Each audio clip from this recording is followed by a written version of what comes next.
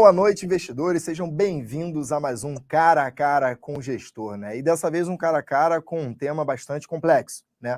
Crise entre Ucrânia e Rússia, Rússia e Ucrânia. O que fazer com os seus investimentos? Nós vamos usar esse programa, essa 1 hora de programa, para contar para vocês e para tirar as suas dúvidas em relação a um tema tão complexo, né? Toda semana nós trazemos aqui um gestor diferente, especialista em diversos assuntos, né? Cada semana um assunto diferente. E dessa vez nós vamos falar aqui com o Bruno da Externa Capital, CIO da Externa Capital. Bruno, seja bem-vindo ao Cara a Cara, é um prazer recebê-lo aqui. Obrigado, Vitor. Boa tarde a todo mundo. Obrigado, Modal, pelo espaço. Obrigado, Vitor. Que isso, nós te agradecemos vocês de entrar aqui nesse assunto, né? Nesse momento tão complicado aí, um assunto que, sem dúvida alguma, vem mexendo com os mercados, né? Antes de começar aqui a fazer, de fato, a primeira pergunta, aquele pedido rápido, curtam o nosso canal, compartilhem, aproveitem para poder trazer outras pessoas e assistirem aqui o nosso conteúdo, porque isso aqui gera informação para todos vocês. E eu vou estar ao longo da nossa live olhando aqui o nosso chat do programa, para poder passar as perguntas de vocês sobre esse tema, né, e o que esperar do mercado, o que vai acontecer, o que você pode fazer em relação aos seus investimentos com essa crise aí de Ucrânia e Rússia que está acontecendo nesse momento, né? E sempre lembrando, né, obviamente, fazendo o primeiro disclaimer aqui em relação a essa questão, uma crise, uma guerra, ela nunca é boa para ninguém, tá? Do ponto de vista humanitário, nós estamos aqui todos torcendo para que isso não aconteça. É algo extremamente grave para o mundo, para a sociedade como um todo, ninguém aqui torce por guerras, mas como nosso dever fiduciário aqui é falar de investimentos, nós vamos trazer aqui para vocês o que nós esperamos, qual o cenário que vem à frente, o que deve acontecer com os mercados se de fato essa crise se intensificar, né? Então, Bruno, como eu falei aqui, né, no início do nosso programa, a gente está num momento de tensão geopolítica, né, entre Rússia e Ucrânia, uma questão muito mais complexa do que nós gostaríamos de abordar aqui, temos tempo, inclusive, de abordar aqui. Mas a grande pergunta que vem é a seguinte: a gente veio vendo ali ao longo das últimas semanas que quanto mais essa crise se tornava acentuada com a possibilidade de invasão da Rússia à Ucrânia, os mercados respondiam com volatilidade, né? Volatilidade, os preços se mexendo muito, os ativos de risco também recuando um pouco mais. O que vocês aí na Externa veem como uma direção? O que deve acontecer com os ativos? E aí eu vou quebrar aqui a nossa conversa em dois cenários. O cenário nacional, né, falando de Brasil, e o cenário internacional. O que você acha que deve acontecer se de fato a gente tiver uma guerra, de fato, entre esses dois países, que vem mobilizando todo mundo, com sanções econômicas, enfim, com várias medidas aí pelo planeta? Bom, vamos lá, Vitor. Claramente uma pergunta bastante ampla e que não tem uma resposta muito simples. Assim, acho que a primeira colocação que eu gostaria de fazer evidentemente, que hoje o risco geopolítico de um possível conflito entre a Rússia e a Ucrânia é um dos principais drivers do mercado, mas eu acho que nesse início do ano a gente tem, só para a gente poder contextualizar um pouco melhor, eu acho que a gente tem dois grandes drivers mexendo os mercados. Sem dúvida nenhuma, seria essa questão geopolítica de uma possível guerra entre a Rússia e a Ucrânia. E o segundo são a normalização da política monetária nos países do G10, principalmente os Estados Unidos, sendo o Fed o banco central mais importante do mundo. Eu acho que, então, tem essas duas questões afetando o mercado. A questão da guerra da Rússia talvez tenha reações no mercado mais de curto e médio prazo, e a questão da política monetária dos Estados Unidos talvez tenha impacto no mercado de forma um pouco mais permanente. Como você bem colocou, em momentos de crise e de incerteza, independente da direção que o mercado tome, movimentos de curto prazo, claramente a gente vê dois grandes movimentos, tá? O primeiro é o aumento de volatilidade. Primeiro porque você aumenta a incerteza, você traz para o mercado uma variável que muitas vezes não era levada em conta pelos agentes econômicos. Nesse momento é a questão da guerra, se a Rússia invade ou não a Ucrânia, que tipo de sanções os Estados Unidos e a OTAN iriam impor sobre a Rússia. Isso é uma grande variável, isso não é uma ciência exata, então isso gera incerteza. Só para contextualizar, quando se fala de volatilidade, acho que a melhor maneira de medir isso é o índice de volatilidade das volatilidades implícitas das opções de S&P, que seria o VIX. Só para contextualizar, esse índice estava rodando em torno de 16% na virada do ano e hoje está aí a quase 30%. Muito disso é reflexo da incerteza do famoso headline risk que a gente tem, é o dia inteiro saindo headline, alguns positivos, outros negativos. Então, assim, a primeira coisa que a gente percebe é, sem dúvida nenhuma, um aumento de volatilidade e a gente já está vendo isso.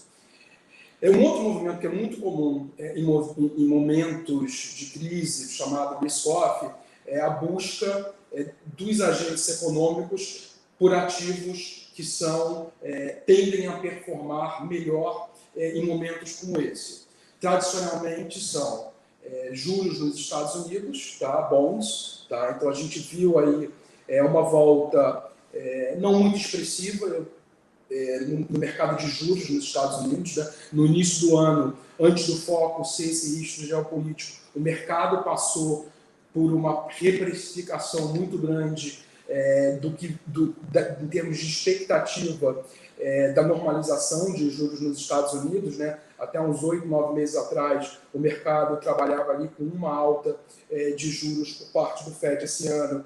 Agora, no mercado já estava trabalhando entre 6 e 7, mais ou menos, por cada curva. Então, a gente vinha num processo de reprecificação da curva de juros nos Estados Unidos. Esse movimento ele parou, tá? Usando aí como referência o título de 10 anos nos Estados Unidos, que eu acho que a máxima esse ano foi em torno de 2,06, a gente está tradando em torno de 1,90, 1,92, então voltou aí mais ou menos uns 15 basis points. O ouro também é tipicamente, em momentos de crise, um ativo que performa bem, tá? Também o ouro está tendo essa busca para o ouro. E no ouro eu vou fazer até um comentário aqui do assunto que eu te confesso que eu entendo muito pouco, mas é só a título de curiosidade que muitas vezes a gente, e vou deixar bem claro que eu entendo muito pouco do assunto, né? Mas muitas vezes o Bitcoin é comparado como ouro digital. E é bastante interessante a gente observar que nesse momento a correlação negativa entre o ouro e o Bitcoin. A gente tem o Bitcoin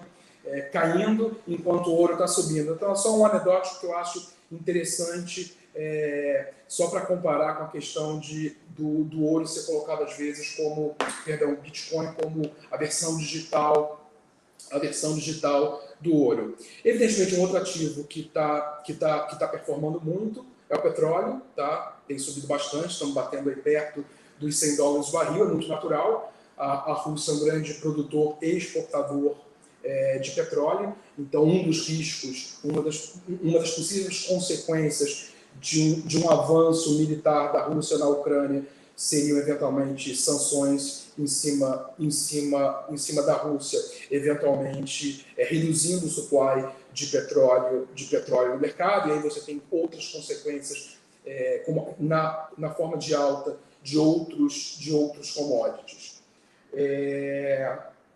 É muito difícil assim, ter uma visão, como eu falei, essa questão da guerra não é uma ciência exata. Então, o que o mercado tenta fazer, assim, quando você tem crise, normalmente você tem, de uma maneira muito simples, você tem dois tipos de crise, né? Você tem, às vezes, um evento que não está mapeado pelo mercado, como, por exemplo, a gente pode falar que foi ali o Covid lá em fevereiro de 2020, foi um negócio que veio não estava mapeado pelo mercado, você começou a ter sinais vindo da China, mas realmente pegou o mercado de surpresa. E aí o mercado tem um grande movimento de forma bastante abrupta, que foi o que a gente viu ali naquela semana de fevereiro, março de 2020, né? Após o carnaval, ou agora, que assim, o mercado vai paulatinamente tentando entender a situação, tentando atribuir uma possibilidade para que a Rússia entre em guerra com a Ucrânia e, evidentemente, em paralelo, o mercado vai se ajustando, os preços vão andando. Então, assim, hoje, eu acho que o desafio do gestor em situações como essa, qual que é? É sempre tentar entender o que já está no preço. Nos preços de hoje, qual que é a expectativa?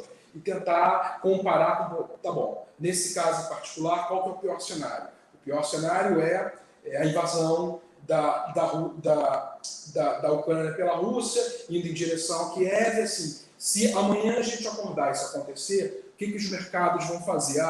O S&P já caiu 10% esse ano, acho que pode cair mais 10%.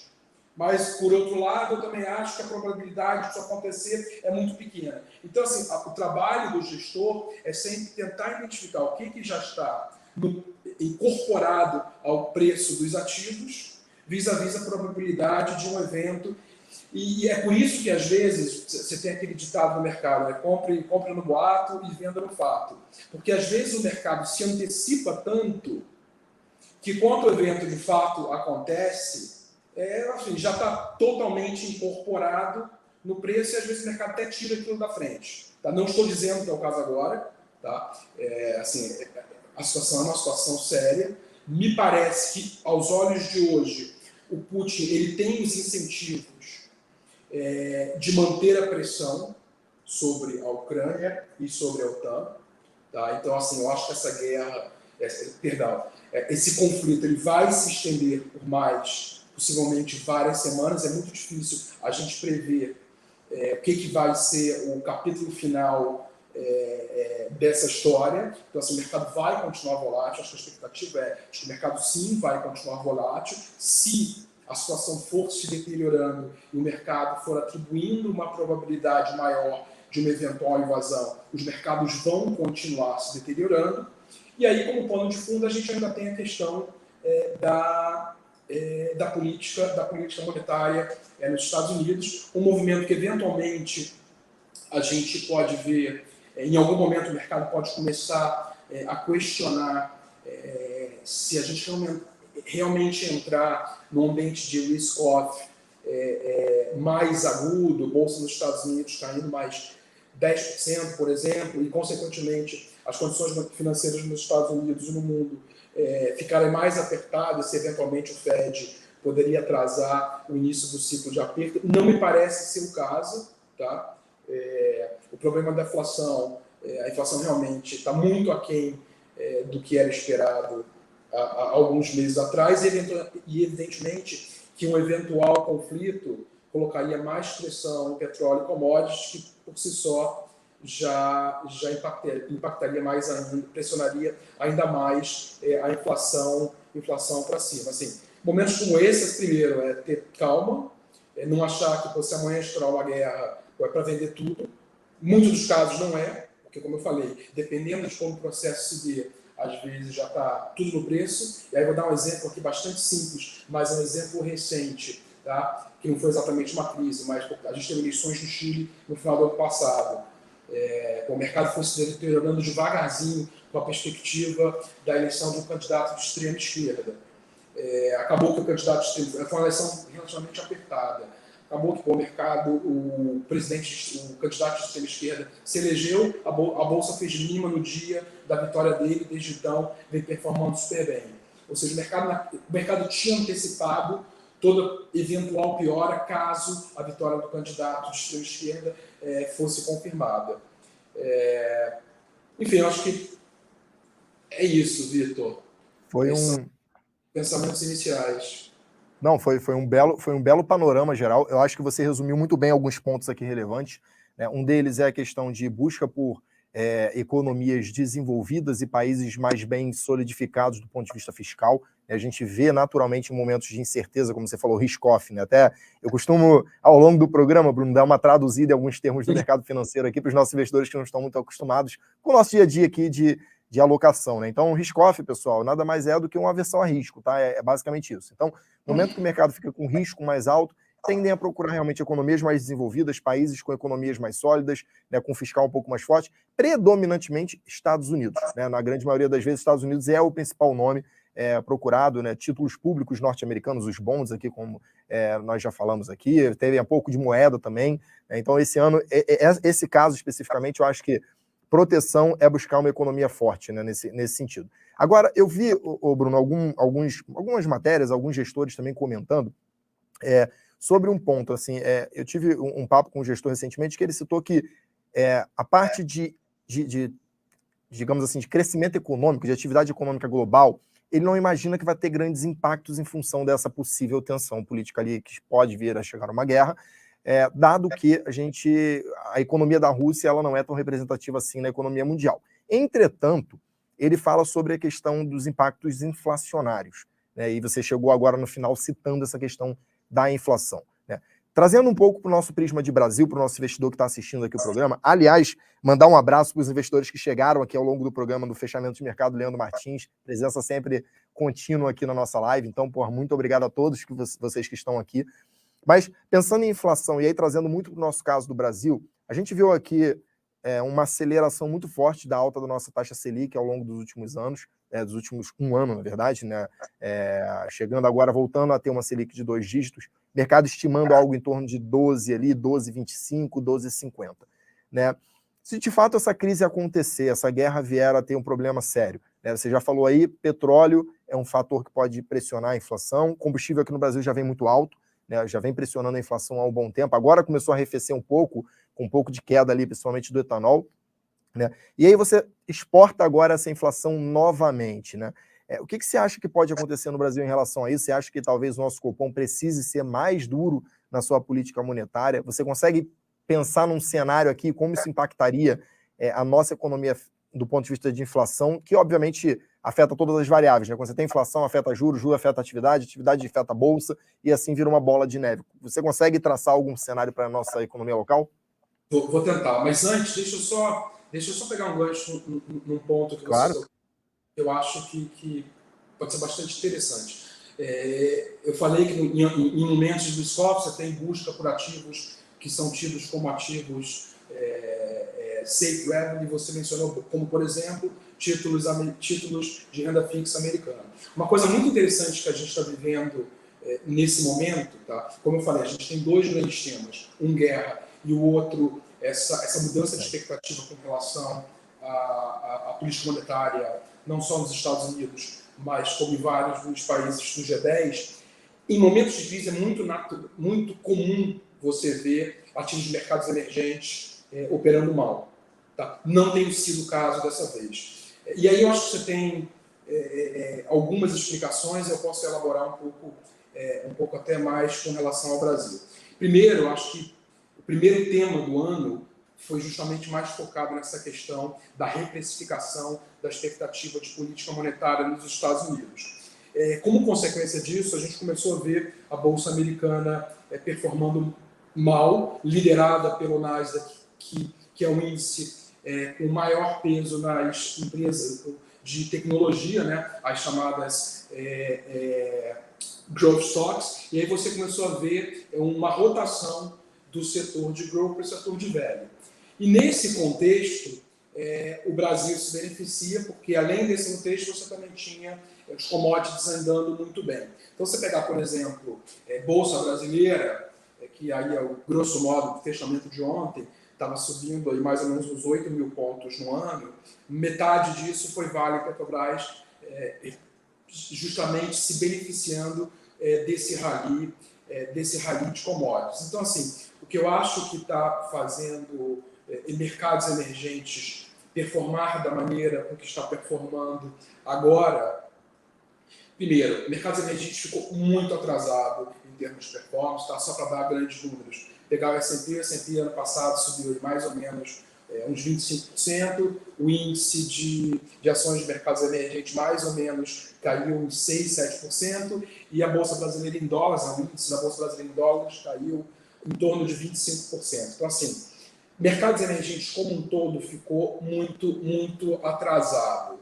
Tá? Então, acho que esse é o grande driver aí do início do ano. Acho que a gente tem que separar essa performance de Brasil em 2 discussões distintas. Uma é a questão conjuntural, que eu acho que o que explica a performance do Brasil nesse início do ano é justamente mercados emergentes, por ter ficado muito atrasado, estar performando muito bem. O real é a melhor moeda do ano, mas se você olha para outros países da América Latina, não é só o real que está andando. O real se destaca, tá? É inegável que o real se destaca, mas outras moedas, como o peso no Chile, na Colômbia, a moeda no Peru, todas também estão performando bastante bem, apesar da gente estar no meio dessa crise geopolítica. E aí o outro lado é o que tem de idiosincrático no Brasil, o que desse rally realmente faz parte da história de Brasil. Eu vou tentar, antes de passar para essa parte, responder um pouco a sua pergunta. Assim, a minha percepção é de que Banco Central, assim, eu tenho um pouco de dificuldade de enxergar o Banco Central na linguagem mais dura do que eles já foram. Tá? É um Banco Central que está sendo muito criticado pelo que eles fizeram no passado, tá? De ter levado os juros a 2%. Eu acho que é questionável, acho que o mercado ele tem um viés de sempre criticar o Banco Central, seja na política monetária, seja na política de atuação no mercado de câmbio. Acho que o mercado tem esse viés. A verdade é que lá atrás todo mundo achava que a inflação estava morta. Você pegar o relatório do Focus em dezembro de 2020, né? Com a expectativa de inflação para o ano de 2021 era 3,3%, abaixo da meta. Então, assim, é exposto muito fácil criticar o Banco Central. Evidentemente, levou juros para patamares que historicamente a gente nunca tinha visto. Acabou que a exposto esses juros se mostrou extremamente negativo em termos reais, porque em relação, como eu falei, a expectativa é 3,3%, a gente fechou o ano acima de 10%. Evidentemente que eles introduziram a questão do Forward Guidance, que também foi uma questão nova, que talvez não, seguramente foi um erro, mas eu acho que agora eles talvez tenham receio de errar para o lado errado. Então, como eu falei assim, eu acho que do ponto de vista de linguagem, eu acho que dificilmente a gente vai ver um Banco Central mais duro do que eles estão sendo até agora. A bem verdade é que eles têm um target, o target desse ano está perdido, tá? Eu acho que não tem como entregar a meta. Eu acho que é a primeira vez, se eu não estou enganado, que em 25 anos de histórico de metas, do regime de metas de inflação, se eu não me engano, o primeiro ano que a gente começa o ano com a expectativa de inflação acima do teto. Tá? Então, assim, o desafio do BC ele é muito grande, ainda mais num contexto que a gente tem esses targets cadentes, né? Que todo ano a meta de inflação vem caindo 25 basis points, a meta por ano que vem é 3,25. Tá? Eu acho que, se eu não me engano, a gente só teve um ano de inflação no ano calendário fechado ter sido 3,25, que foi 2017, que foi um ano pós-impeachment, que a moeda apreciou 20% naquele ano.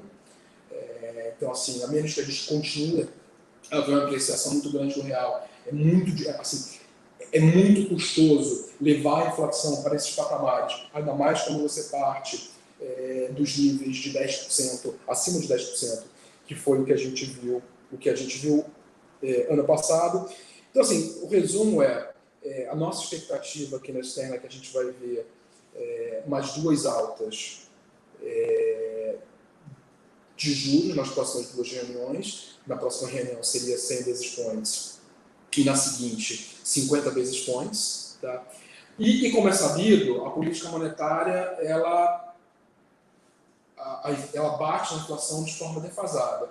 E aí eu acho que o Banco Central vai entrar em um wait-and-see mode, vai esperar para ver. A minha verdade até 2 meses atrás, o juros real ainda estava rodando no território negativo. Você tinha uma inflação rodando acima de 10% e os juros correntes estavam abaixo de 10%.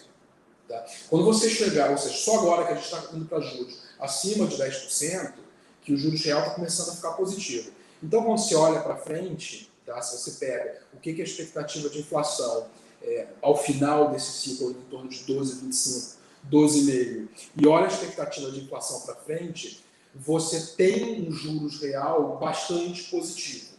Ou seja, é um juros já bastante contracionista. E a gente vai precisar ver assim, como que isso vai bater na economia, porque essa alta de juros ainda não bateu na economia. Então, assim, tentando resumir, eu acho que a nossa expectativa são mais duas altas de juros. Eu não acho que, se a gente tiver uma pressão maior aí, preço de commodities, petróleo em particular, que o Banco Central vá mudar o plano de voo deles, até mesmo porque o objetivo principal da política monetária é atuar para controlar os efeitos de segunda ordem. Então a gente não sabe se esses efeitos viriam no primeiro momento, além do que a gente já está vendo, né? Mas eu não vejo isso como risco, né? Eu acho que talvez o Banco Central vá até focar talvez um pouco aí mais do lado da atividade, talvez uma redução no comércio global. É dessa forma que eu enxergo, Vitor. Excelente, Bruno. Você tocou num ponto que é bem interessante, que é a parte do real se valorizando, né? De fato, putz, esse ano o real é a moeda de destaque entre emergentes, né, como você mesmo citou, e hoje aí beliscando abaixo de 5, né? Não sei se agora na tela como é que tá, porque eu tive que sair para algumas reuniões, então não olhei, mas eu vi ali alguns headlines que o dólar estava brincando ali de rodar abaixo de R$ 5, né? O que para quase todo mundo no mercado há 6 meses, um ano atrás, era algo inviável, né? Ninguém via o real se fortalecendo, apesar de a gente ver grande parte dos economistas e dos gestores dizendo que o real estava muito depreciado também, muito pela relação também da taxa de juros chegando lá a 2%, patamares de mínimas históricas, já no momento que estava com uma divergência de taxa de juros para o mundo, principalmente os países desenvolvidos, não muito grande, né? Um gap entre eles não muito grande. Você acha que esse efeito do câmbio, né, primeiro, você acha que ele é algo que pode ir um pouquinho mais, e aí eu vou fazer um disclaimer de antemão, né? O câmbio existe para trazer humildade para os economistas, tá, meu povo? Acertar câmbio é uma das coisas mais difíceis no mercado financeiro. Então, aqui é mais uma ideia do que eles estão vendo desse fluxo, dado que eles acompanham muito bem, do que efetivamente uma ideia de previsão. Até porque essa previsão ela vai se ajustando ao longo do tempo, né, de acordo com novas informações que vão saindo. Mas você acha que ainda há algum espaço, Bruno, para esse câmbio, né, se valorizar mais um pouquinho aqui o real? E isso pode ajudar também nessa questão da meta da inflação, acelerar um pouco o combate à inflação e chegarmos a uma ancoragem da meta, porque o grande problema hoje, que de fato foi o que você falou, né? A gente já está iniciando o ano com a meta de inflação, ou melhor, com a expectativa de inflação acima do teto da meta, né? A gente não está ali ancorado. Você acha que esse câmbio pode ir um pouquinho mais e ajudar também nessa questão da inflação aqui no Brasil? Então, antes de responder isso, deixa eu só pegar aí o gancho da sua pergunta anterior, porque tem duas variáveis que em algum momento, tá, só tentando voltar à questão de se tiver guerra, se eventualmente o Banco Central vai precisar ir além do que está especificado nas curvas. Tem duas variáveis que em algum momento o Banco Central e o mercado vai precisar rever. Uma delas é o câmbio. O câmbio andou muito mais do que a grande maioria dos agentes econômicos imaginava. Se você pegar ali uma média de mercado medida pelo relatório Focus do Banco Central, se eu não me engano, o Focus tem para o final desse ano um câmbio de 5,55. Quanto mais tempo o câmbio permanecer aí nesse patamar de 5, os agentes econômicos vão ter que alterar as projeções e, consequentemente, isso tem aí um impacto, um impacto na inflação, né? Se você pegar o câmbio estimado no final do ano pelo Focus hoje e o praticado no esporte, a gente tem uma defasagem que já é bastante grande, em torno de 10%. E uma outra variável que, eventualmente, o Banco Central também vai ter que rever é a expectativa de crescimento, né? O mercado, medido também pelo Focus, tem uma expectativa de crescimento bem menor do que o próprio Banco Central. Então, eu acho que essas duas variáveis, uma vez que incorporadas nos modelos do Banco Central, eu acho que vem a reforçar a visão de que vem aí mais duas altas, e aí o Banco Central vai entrar ali no wait and see para tentar entender na prática os efeitos desse ciclo de aperto monetário que vai ficar para a história como um dos maiores aí da história recente. Com relação ao câmbio, assim, eu acho que uma das coisas que gestor, trader, muitas vezes aprende, e muitas vezes até a duras penas, assim, às vezes um ativo ele pode estar no preço errado, mas pode permanecer no preço errado por muito tempo. Não acho que o câmbio esteja no preço errado a cinco reais. Existia a percepção de que a 5,60, 5,70, 5,80, que é quando a gente passou em boa parte do ano passado, e foi mais ou menos onde a gente fechou no final do ano, de que realmente o real estava muito barato. E o que justificava aqueles níveis praticados naquela ocasião, assim, eu acho que, principalmente ali no segundo semestre, eu acho que o Brasil ficou meio que qualificado muito como patinho feio no mundo de mercados emergentes, né? A gente teve o susto ali com a quebra do teto de gastos ali em meados de setembro setembro e outubro. A gente vinha de juros reais negativos, aumentou ali a percepção do risco fiscal e a moeda meio que ficou largada. E agora resolveu andar. E aí, assim, eu acho que a razão do movimento ela pode ser explicada de várias formas. A primeira, eu acho que a gente partiu de um patamar barato. Isso eu acho que é inegável. O segundo, o discurso do Banco Central mais hawkish, e o mercado revisando mês após mês uma Selic terminal maior, ajuda o carrego. Acho que pela primeira vez nos últimos dois anos, o real passa a ter um carrego bastante relevante. Quando você olha contra os seus pares, quando você olha o carrego em termos reais, quando você olha o carrego ajustado pela volatilidade da moeda. E aí, por detrás disso, você tem um movimento que é um movimento de realocação em mercados emergentes e o Brasil, e aí você tem outros países no mundo de mercados emergentes que, enfim, acabaram se provando patinhos tão feios ou mais feios que o Brasil. Você viu o caso da Rússia agora, você viu o caso da Turquia, o próprio Chile passou aí por essa eleição, onde elegeu um candidato de extrema esquerda, no relativo ao Brasil não parece mais tão feio.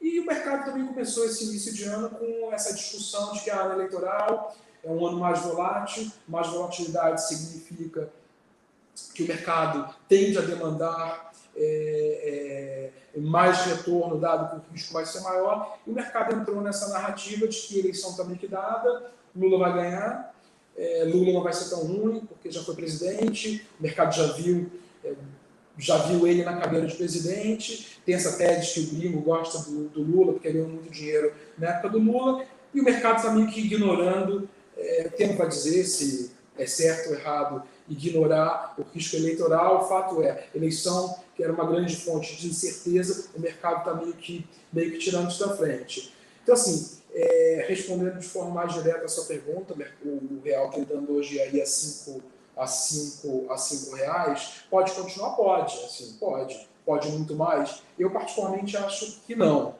tá?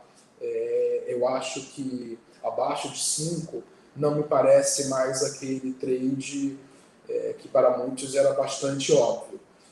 Você ainda tem o diferencial de inflação, a inflação no Brasil ainda está rodando inflação em níveis altos, isso precisa ser levado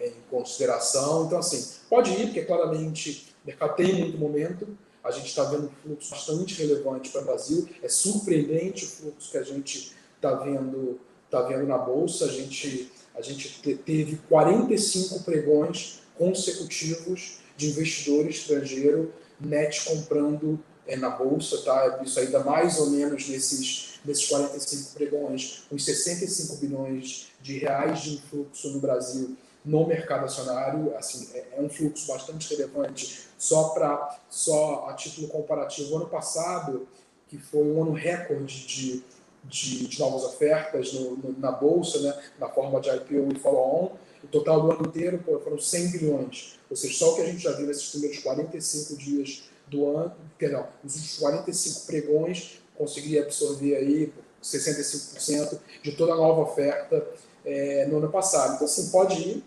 mas eu começo a me questionar da relação risco-retorno nos atuais níveis. Até mesmo porque, excelente, Bruno, em algum momento, assim, eu acho que hoje é muito difícil criar uma narrativa onde se coloque em questão a narrativa de mercado de que Lula vai ganhar a eleição. Acho que hoje é o franco favorito. Eu, pessoalmente, acho que ele ganha, mas também eu acho que vai ser essa lavada toda. Eu acho que a gente vai ter, sim, alguns sustos. E depois a gente vai precisar ver assim, o que eventualmente vai ser um governo, né? Tudo que a gente ouve dele é que ele quer um governo mais intervencionista, um governo com a participação maior do Estado. Ele vai pegar um país sem capacidade fiscal para fazer os gastos que a gente tem certeza que ele gostaria de fazer. Então, assim, vai ser um grande desafio. Vai ser um ano de... Eu, às vezes demora um pouquinho para entrar aqui, pessoal, porque tem um delay do áudio e do vídeo aqui, tá? No estúdio, questões do online. Mas vamos lá. Não, sem dúvida alguma vai ser um ano bem desafiador, Bruno, e eu acho que a gente, nesses 40 minutos aqui, 35 minutos de papo, a gente conseguiu cobrir toda a questão do cenário, né? Como se proteger em relação, né, à guerra da Ucrânia com a Rússia, quais ativos devem se performar melhor, como isso vai ter de impacto aqui para a nossa economia. Agora eu tenho uma pergunta mais específica da Externa Capital, né? Assim, a gente trouxe aqui uma visão completa para o nosso investidor sobre a visão de vocês sobre esse evento especificamente, né? Eu queria que você contasse para a gente dos fundos, né, do fundo que a gente tem disponível aqui na nossa plataforma, qual é a estratégia do fundo e como que vocês estão posicionados. E aí eu sempre faço mais um disclaimer aqui. O nível de detalhamento da carteira, você fique à vontade para dar o que você achar adequado, tá? Porque essa estratégia de gestão ela é extremamente importante para a gestora e em alguns casos não vale a pena abrir. Então você pode ser superficial em alguns cases e o que você quiser aprofundar fica à sua disposição. Então conta para a gente um pouquinho da estratégia do produto e como ele está posicionado hoje, né? E aí minha curiosidade pessoal, algum tema relacionado com essa questão de Rússia que não necessariamente é obrigatório, né? Perfeito. Deixa então, antes de eu falar do produto, contar brevemente um pouco da Externa Capital, que é uma gestora nova.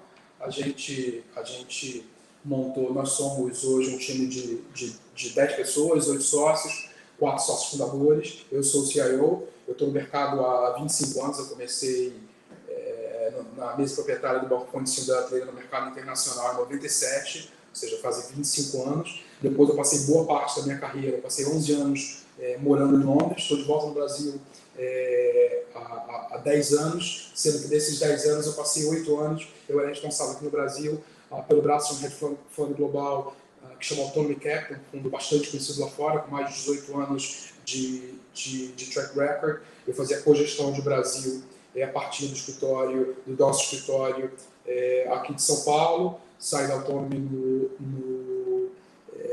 em maio do ano passado, para junto com os outros 3 sócios fundadores montar a Externa. O time de sócios fundadores é um time bastante experimentado, todo mundo com pelo menos 20 anos de experiência no mercado. Hoje a Externa é uma casa de produto único, a gente trouxe para o mercado o fundo Externa Total Return, que é o fundo que está disponível na plataforma do Modal Mais. É um fundo multimercado, macro, multi-estratégia. Nós temos a alocação de capital, ela é dividida em 5 livros, nós somos 4 gestores. Cada um dos gestores toca uma caixinha como se fosse o seu fundo, e a gente tem uma 5ª caixinha, que a gente chama de livro estrutural, que é uma caixinha de consenso, que é uma gestão feita a 10 mãos pelos 4 gestores, mais o nosso economista-chefe. O fundo começou em 30 de julho do ano passado, com capital próprio. A gente completou 6 meses de histórico no final do mês passado e estamos abrindo aí para a captação e já tivemos aí o privilégio de estar disponível na plataforma do Modal Mais. Eu vou falar, assim, falando um pouco de carteira, eu vou falar alguns temas que a gente tradeou nesses meses, de posições que a gente tem nesse exato momento, porque como são 5 livros, é um livro que vários desses livros, a gente trada de forma bastante tática. Começando por lá fora, eu acho que tiveram 3 trades distintos que a gente teve aí ao longo desses 6 meses. Eu acho que o primeiro deles foi justamente o trade de política monetária nos Estados Unidos. Hoje a gente tem uma posição tomada tanto em juros reais como em juros nominais nos Estados Unidos, apostando no aumento da taxa dos títulos nos Estados Unidos. Foi um trade que foi super bem. Hoje a posição é uma posição bastante diminuta, tá? A gente ainda tem um pouco na parte de juros reais, e só para contextualizar, você pegar juros reais nos Estados Unidos de 10 anos, há 6 meses atrás, estava menos 1,20%. Tá? Hoje está em torno de menos 0,5%. A gente ainda tem um pouco dessa posição. Alinhados de setembro, outubro, como a gente começou a perceber o discurso do Banco Central americano um pouco mais hawkish, largando um pouco aquela tese de que a inflação talvez fosse temporária, a gente fez uma aposta de que o dólar se fortaleceria contra o euro, porque contra o euro porque naquela ocasião a gente tinha um Banco Central Europeu ainda bastante dovish, onde a gente não enxergava perspectiva de um aumento de juros por parte do Banco Central Europeu tão cedo. Esse trade a gente não tem mais no livro, a gente pegou relativamente bem aí o movimento do euro contra o dólar. O terceiro trade, que é um trade que a gente ainda tem um pouco, a gente, pela natureza do trade, é um trade que é muito mais tático, mas a gente tem um direcional muito claro de como a gente quer se posicionar, que é justamente o aumento de volatilidade no mercado acionário lá fora.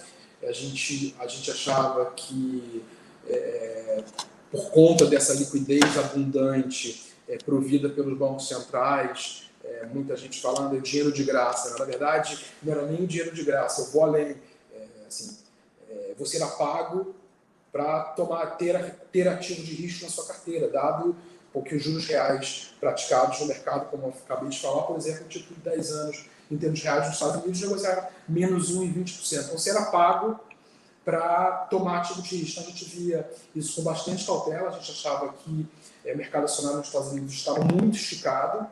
E aí quando a gente começou a ver essa mudança de tônica dos bancos centrais do G10, a gente viu um aumento muito grande de volatilidade no mercado de juros lá fora.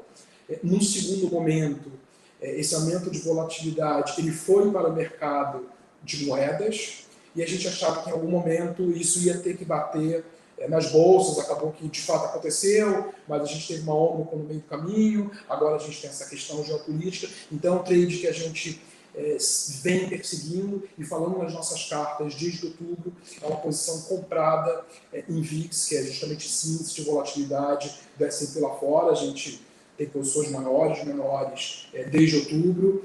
Nos dias de maior volatilidade protegeu bem a carteira. Eu acho que um dos dias de maior volatilidade no mercado nos últimos 3 meses foi justamente aquela sexta-feira ali, quando eclodiu a questão da Ômicron, que o mercado lá fora performou super mal. A gente conseguiu defender bastante o portfólio, foi um dia que a gente até teve uma performance bastante positiva. Então, acho que lá fora, a menos que eu esteja esquecendo alguma coisa, eu acho que esses foram os principais temas. Aqui no Brasil, só lembrando, assim, quando a gente cota 1 no fundo, a Bolsa estava em torno de 127 mil pontos, a gente vinha na média tradando aí, se posicionando de forma, posições short vendidas no Ibovespa, tanto é que a gente não pegou essa melhora aí, principalmente de janeiro, né? A Bolsa em fevereiro está mais ou menos no 0 a 0, então assim, a gente não surfou essa onda aí de janeiro, mas por outro lado a gente conseguiu pegar um pouco o movimento de queda ali, principalmente no quarto trimestre do ano passado. A gente está começando a avaliar o mercado de juros, que é um mercado que a gente não tem posição já há alguns meses. Como eu falei anteriormente, eu acho que a gente já viu aí a tônica máxima do Banco Central aqui no Brasil, o quão rocks eles podem ser. Eu acho que o mercado está esperando só uma sinalização um pouco mais clara de quando e em que patamar o ciclo vai se encerrar. E aí eu acho que esse mercado pode andar, como eu falei, olhando para frente. A gente já tem juros reais ex-ante em níveis bastante altos. O que mais? Bolsa, a gente tem uma posição que a gente vem carregando em uns 3 meses de Petrobras, tá? É um papel que a gente gosta bastante, estava bastante descontado, acabou que a performance dele a gente se beneficiou um pouco também por conta dessa alta no petróleo, mas a gente tem contra uma carteira de oil majors lá fora. Acho que essas são as principais, eu não diria posições, Vitor, mas temas que a gente vem explorando aqui dentro nos últimos meses. Posso ter esquecido de alguma coisa, mas eu acho que esses são os principais temas. O que eu gosto de trazer para o investidor, quando eu faço alguma pergunta nesse sentido, né, Bruno, de contar para a gente um pouquinho como é que está a alocação, como é que está a cabeça, é o como a cobertura dos gestores ela pode ser extremamente ampla, né? Então, você falou sobre bolsa, sobre moeda, sobre juros no Brasil, nos Estados Unidos, falou sobre temas dos mais profundos aos temas mais recentes, né, dos mais antigos aos temas mais recentes. Então, assim, eu sempre faço aqui um disclaimer para o nosso investidor. Pega parte do seu dinheiro e terceiriza com o gestor profissional. Olha aqui, estamos aqui há quase 1 hora, num bate-papo aqui com o Bruno, super profundo, falando sobre assuntos extremamente complexos, impactos que eles têm na economia e nos preços dos ativos, e com a previsão, ou uma tentativa, obviamente, uma estimativa, do que vai acontecer à frente. Eles vivem disso, fazem isso 24 horas por dia, 7 dias por semana, gestão não é brincadeira, asset não é brincadeira, os caras estão lá realmente dedicados, e é a vocação, né? Muitos deles fazem isso porque amam. Então, obviamente, como uma questão profissional também, um projeto de vida profissional, mas é muito importante que você pegue uma parte do seu recurso e terceirize com uma equipe profissional, e a equipe do Bruno na Externa Capital tem aqui o meu aval, o meu ok de que, putz, fazem um excelente trabalho, estão fazendo isso porque de fato amam, né? Os cabelos brancos do Bruno indicam que ele é um cara que já tem uma experiência notória, ele tem mais tempo de mercado do que eu tenho de vida, né? Se vocês acham que eu entendo alguma coisa, eu não entendo nada próximo do Bruno. Então, eu acho que é isso. Aproveitem a oportunidade que vocês têm de dar parte dos seus investimentos, e é fácil, você entra lá na nossa plataforma do Banco Digital, vai lá em fundos de investimento, você vai procurar na lupinha lá, externa, do jeito que está escrito aqui do lado do CIO externa, ali é externa, do jeito que está, direto com S, e você vai conseguir achar o fundo na nossa plataforma e aplica rapidamente com um único apertar de botão, e você vai ter acesso a isso. Como eu falo, você fica doente, você vai no médico, seu carro quebra, vai no mecânico. Se você precisa investir, entrega para um profissional. E aqui está a prova de que o profissional cobre isso de maneira profunda e nos mais variados campos de atuação. É uma coisa interessante, né? Não tem como não amar, né? Porque esse é um trabalho que requer dedicação integral. Né? Não tem 24 horas por dia, 7 dias por semana, sempre tem algum mercado aberto. Finais de semana não tinha, né? Mas agora com o advento da Bitcoin, até Bitcoin no final de semana, mesmo que você num trade, você precisa acompanhar. E só para fazer uma colocação final, você falou, pô, dá o seu dinheiro para o investidor profissional. Só uma coisa que eu gostaria de lembrar, porque a gente tem ouvido de forma bastante recorrente, né? Principalmente investidor saindo do mercado acionário nesse momento, o investidor sofreu muito com a performance no ano passado e migrando muito para renda fixa nesse momento. Só gostaria de lembrar, e aí não tem a ver com a externa, mas sim com a classe de produto, que é o fundo multimercado. Para o gestor de fundo multimercado, assim, o nível de CDI não faz diferença. Assim, para mim não faz a menor diferença. O meu trabalho aqui é sempre gerar um alfa, ou seja, gerar um retorno condizente com o risco que eu estou tomando acima do CDI. Então, o nível do CDI, para a gente, não faz a menor diferença. E aí, só a título ilustrativo, você pegar, por exemplo, tá, a performance da externa ou da média de mercado, desde a nossa cota 1, a gente performou melhor, e a indústria também, como todos, como dito pelos índices de hedge fund da BIMA, a gente tem uma performance melhor e com menos volatilidade, por exemplo, que aquela carteira IMAB e IMAF, que são as carteiras de títulos do Tesouro pré-fixado e ligados à inflação. A performance foi pior e com mais volatilidade. Só lembrando que renda fixa no Brasil também tem bastante volatilidade. Tá? Então, só gostaria de expor essa questão. Mas, mais uma vez, pelas palavras. Que isso, Bruno. Pô, vocês mais fazem por merecer aí meu elogio à gestora. E, Bruno, cara, só posso agora te agradecer imensamente por essa aula de geopolítica, essa aula de macroeconomia, né? Falar de política Estados Unidos, falar sobre Brasil, inflação. Cara, foi uma aula aqui para os nossos investidores. Espero vê-lo aqui novamente no nosso programa em algum momento. Tá? E, deixar aí o último minuto você dar um recado final para os investidores aqui. Fica à vontade. Não, é isso. Assim, muito obrigado pelo espaço, Vitor. Obrigado, Modal. Como o Vitor já colocou, a gente completou agora 6 meses de histórico. O fundo já está disponível na plataforma. Quem quiser saber um pouco mais da externa, pode entrar no nosso site, externacapital.com.br. Tem lá nossos contatos. Fique à vontade de nos procurar, vir aqui no nosso escritório, conhecer o time, tomar um café. E estamos aqui à disposição. E mais uma vez, Vitor, muito obrigado pelo espaço. Que isso, Bruno. Eu que agradeço você. Então, pessoal, é isso. Obrigado a todos que assistiram o nosso programa aqui até o final. E aguardo vocês, não na próxima quarta, né? Quarta-feira de cinzas, é uma data um pouco ruim aí de fazer o programa, mas na quarta-feira seguinte estaremos de volta aqui com cara a cara com o gestor. Um grande abraço a todos e até o próximo programa. Valeu! Obrigado.